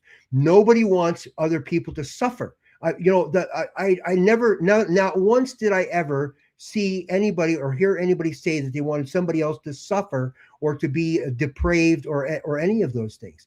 But what we have is depravity in this country now. And it's because the corporations and the oligarchy and the corporatists and the globalists are wanting us to fight each other. And that's what we have to stop doing. We have to stop fighting one another. We have to look in the mirror and go, fuck, man, I'm a human. That person's a human. We really, by and large, most of the time, our views are always the same. You know, we don't want to murder and kill people. We want to have sovereignty. We want to have freedom. We want to be able to hunt. We want to be able to feed our families. We want to be able to live a good life. Well, how are we going to do that? We were sure not going to be able to do that by following this political structure that's in place right now that is there to separate us, put us into our boxes, keep us away from one another, and not come together and fight them, because that's what they're worried about. That's why the censorship laws are coming. That's why all these things are coming, because they know the people are getting fed up. And when you look at 43% of the population doesn't vote, okay, why don't they vote? Because they're not stupid. Okay, they're not. These are intelligent people that don't vote. Because why don't they vote? Because they know that whether you vote left or right, conservative or liberal, you're going to get the same soup. You're going to get the same shit. Okay, I would say that the vast majority of them don't vote because they couldn't be bothered. They just don't care. Not the I agree people with I talk to, man. Of people I yeah, talk but to don't vote. Their fucking eyes are wide open. I was shocked. Unfortunately, man, from experience and from the people that I speak to literally every day, it's not. I wish that was true, because, man, 43% of people not voting on purpose, we could turn Canada over tomorrow. Dude, because they say you need about 10%. If you can change the mind of about 10% of people, you can vote. During COVID, I was talking to people during COVID, and I was saying, look, there may be a solution. Maybe all the people that don't vote need to come together and do something unique. And there was people that were ready to do that. Okay, they were ready to do that. But what ended up happening was as soon as that was moving forward, immediately the left and the right for pretend parties came in and basically destroyed any movement that had to do with something outside of the box. You know, and that's the reality. But at the end of the day, the problem is not the government. The problem is not globalists. The problem is you and I, as human beings as a whole, because we're morally rotten. Because you cannot convince me to follow them. There's nothing you could ever do to me to convince me to follow them, because I know better as a person, as just an individual, just as me, the little person that I am right now talking to you. I know better, because my morals are not based on human values. Yeah. They're based on something greater than me, and what's greater than me, my God, and or serving other people. And there's a good reason why the first thing that any controlling governments will do is remove God from the equation and become God. This is all done on purpose. You can look at communism and Marxist theories. That's always the first thing they do. Well, Is that's disconnect why I the brought people. up the new prophet. The new prophet is PROFIT. It's not PROPHET. It's PROFIT. That's the new prophet. That's who everybody worships. They worship money. Okay. All right? Money, That's why everybody. That's why money, everybody. fame. That's why Yep. everybody got the shot. Everybody went and got the shot because of money, because of their benefits. Okay. Okay. So anyways. Yeah. My wife is telling But- me in the background here that it's all about. Oh, we can hear her. Shot. We can hear her scream in the background. It shops. Yeah. That's why they shop at Christmas. Yeah. That's why they shop at Christmas. Exactly. Yeah. It's profit. Yeah. Profit. Yeah. It's not Christmas. It's profit. It's Yeah. it all comes down. The war we're fighting right now is spiritual in nature. Yeah. It is. That is this is the hardest part to explain to people. This is what I try to do every day, is to hopefully make people realize that everything you're seeing is it's a spirituality problem. We've abandoned spirituality when the country that we love, at least the country that I love, Canada, was built by Christians. It was based on 10 fundamental rules that we can all follow. You don't need to be a fucking Christian to understand that the 10 commandments are philosophically right. Remove the "you shall not covet any other god than me," and just say, you shouldn't probably covet, you should make money your god. Let's modify that one for sake of argument. But 9 out of 10 commandments will tell you how to run a great society, and it's all about helping others, not being a dick to other people, and having people with strong moral foundations that are there to make this place better and not worse by being selfish. It's not complicated. We have the fucking blueprint to do it. But instead, we concentrate on stuff that don't really matter, because at the end of the day, man, we are just morally rotten.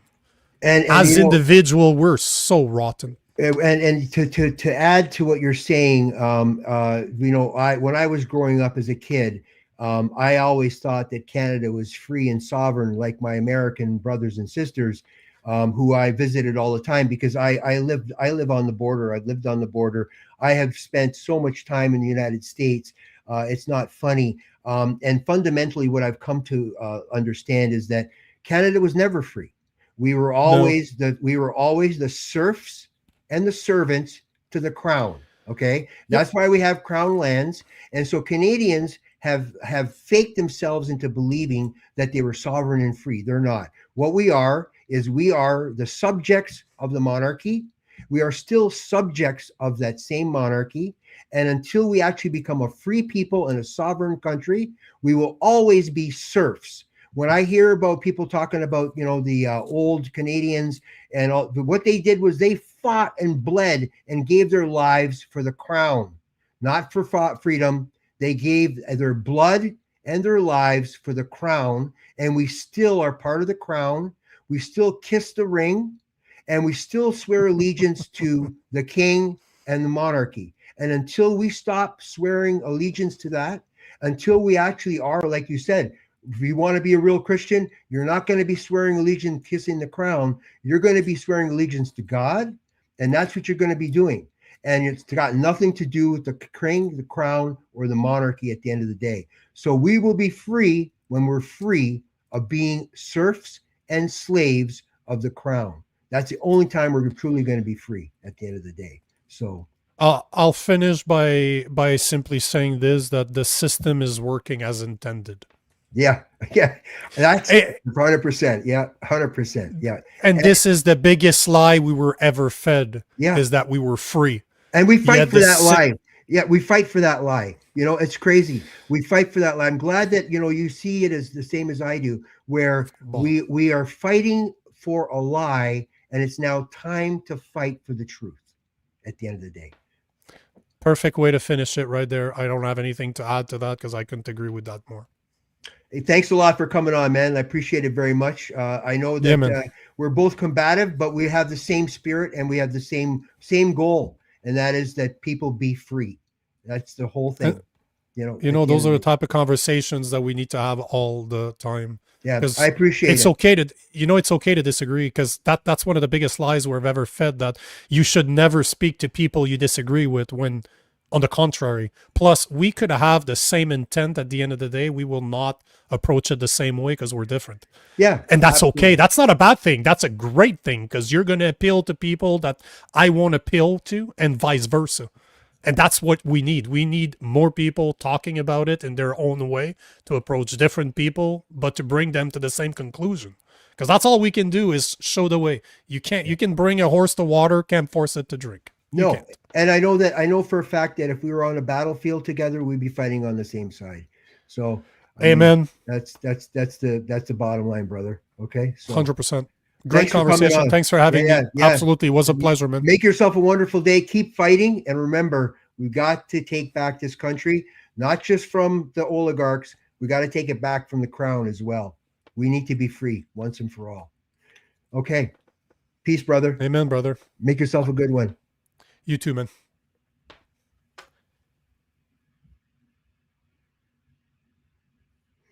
Okay, everybody. Hope you guys enjoyed that. That was Nico Lagan, a real freedom fighting dude at the end of the day. So I don't think I'm going to do any outros at all, except for maybe one little video that I might bring up here. And that's the outro video. So make yourselves a great day. Stand strong and free, and keep fighting for what's right.